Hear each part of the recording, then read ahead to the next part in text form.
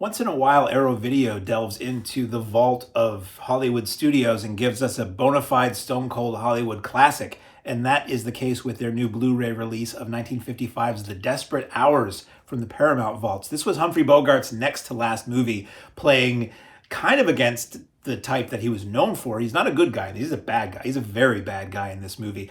Also stars Fredric March, Arthur Kennedy, Gig Young, and Alan Reed, who you may know not by face, not by name, but by voice. He was the original voice of Fred Flintstone in the original cartoon series. So the film is 112 minutes, and it was VistaVision.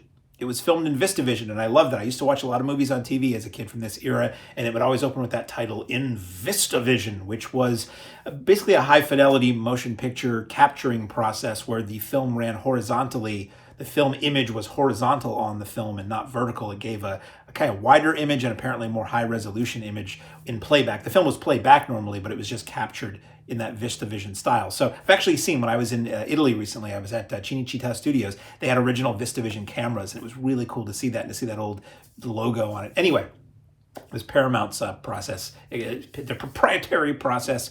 This film was remade in 1990 as Desperate Hours with Michael Cimino and Mickey Rourke, but this is not that. We're talking about the original 1955. It looks unbelievable in this transfer. Basically, the idea is that three escaped criminals, they bust out of the pokey and they hole up in a suburban house with the idea of nobody would look for them there, and they're waiting for a fourth accomplice to come and show up and help them get away to safety.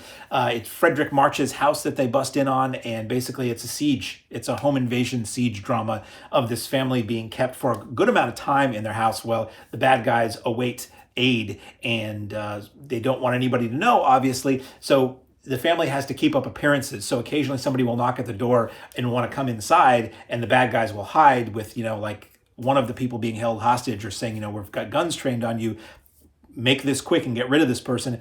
The father, who works, I think, in a local bank, I think it's a bank. It's a job of prominence. He still has to go to work and pretend everything is fine.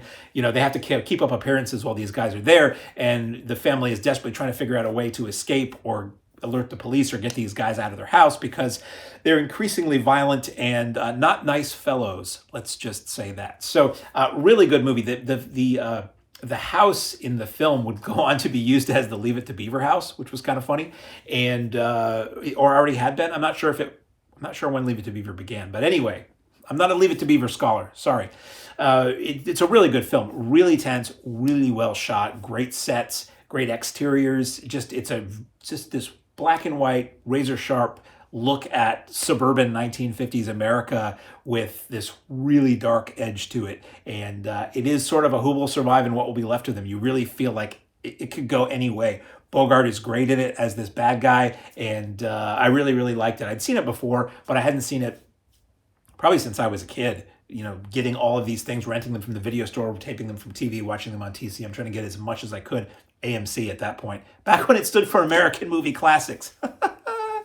It was great to see again. So extras, we get a commentary by Daniel Kramer, which is really good. We get Trouble in Suburbia, appreciation of the film by Jose Arroyo, associate professor in film and television studies at the University of Warwick. That's a 1939. 39 minutes. The Lonely Man, visual essay by Eloise Ross, co-curator of the Melbourne Cinematheque, 15 minutes. Scaled down and ratcheted up, audio interview with Catherine Wyler, daughter of William Wyler, the director of this film. That is 12 minutes. And theatrical trailer, 2 minutes. And that's a fun trailer, too, with a lot of on-screen titles and just a lot of ballyhoo. And a lobby cards gallery that is 16 images of U.S. and Spanish lobby cards. So if you're a fan of The Desperate Hours, this is the definitive release. Toss your old copies, obviously. If you've never seen The Desperate Hours, it's really, really good. And I don't have much more to say other than this was really thoroughly enjoyable to see again, and I'm definitely keeping this one.